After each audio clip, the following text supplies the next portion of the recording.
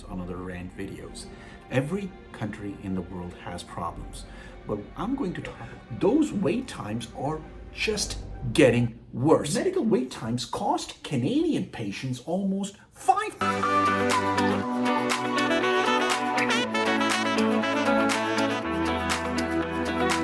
You know what really bothers me about Canada? And I know you're probably thinking, oh, another rant video. This is not one of those another rant videos. Every country in the world has problems. But I'm going to talk about one of the major problems in Canada today that's surprisingly not that well known, is that Canada, despite its very well-known, socialized, free healthcare, and I'm going to come back to that word free. I don't like that word free. I'm going to come back to it. Despite that, the fact that it's known to have amazing healthcare is actually failing its citizens really, really badly. So yes, we're going to be talking about Canadian healthcare today. And again, if you like my content, if you like to know more about Canada, current affairs, and what's happening in North America in the economic arena, in sort of in politics, and you like a little bit of humor with your serious content, go ahead and subscribe to this channel. I promise you some good value-based content. So without any further delay, let's get into it. Okay, so I'm going to talk not just from anecdotal evidence. I'm going to actually look at statistics and numbers, and I'll share with you this very, very important video important article that I have here from the Fraser Institute. Fraser Institute is a think tank that publishes a lot of well-known research-based papers on the state of affairs in Canada. So we're going to look at this article right here, which talks about, how Canada's long wait times for Canadians that need healthcare, those wait times are just getting worse. They're getting worse day by day.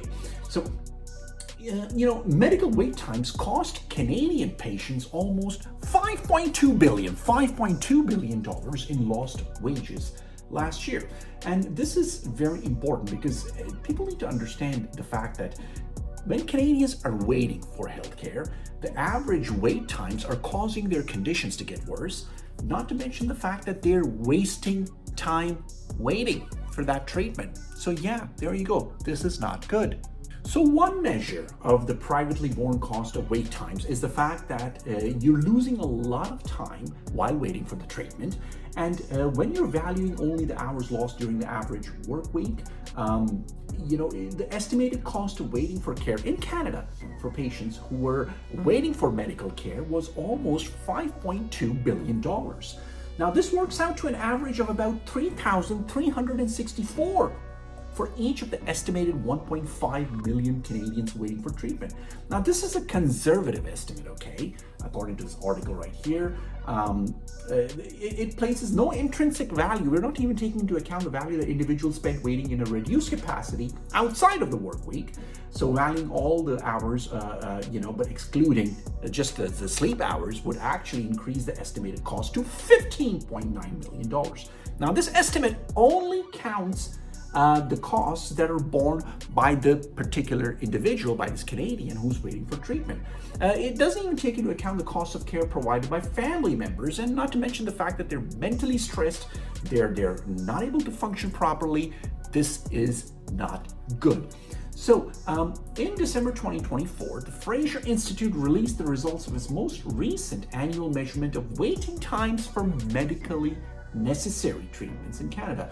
And according to the study, the national median waiting time for specialist appointments, when you need a specialist, it was 15 weeks in 2024, which is 1.9 weeks longer than in 2023.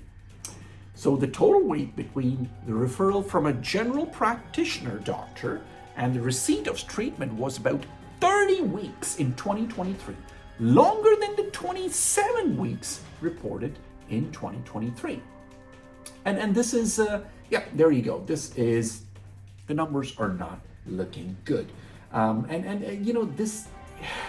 If you have healthcare, okay, that is supposed to be free. And again, I'm going to address this fact right here. It's not free. You pay for healthcare through your taxes. So yes, it's not really free. And people are waiting for their treatments, waiting to see specialists in the country, but it is taking too damn long.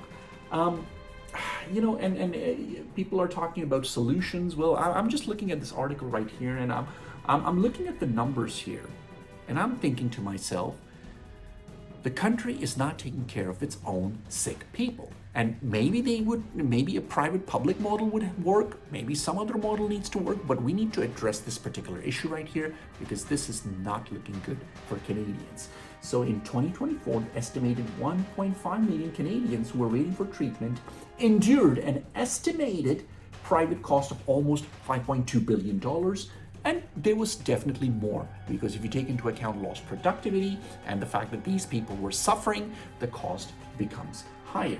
And this is, the report concludes by saying that the rationing of healthcare in Canada through queues for medically necessary health services, it is imposing its cost. It's coming with a cost for people that are actually waiting for those care, for those who need the care, and people who want to be able to have a good life, okay, and earn an income. They're suffering because they're waiting for, medical care, but they're not getting it in time. So this is the private cost of waiting in line to get medical treatment, according to this report. And this is the cost that Canadians have to pay in Canada to get medical care. Does it feel good to you? Put down in the comments. I don't think this is good. This is definitely not good. What are some solutions? And I discussed them before. Put down what you think are some of the solutions, because, I'm worried.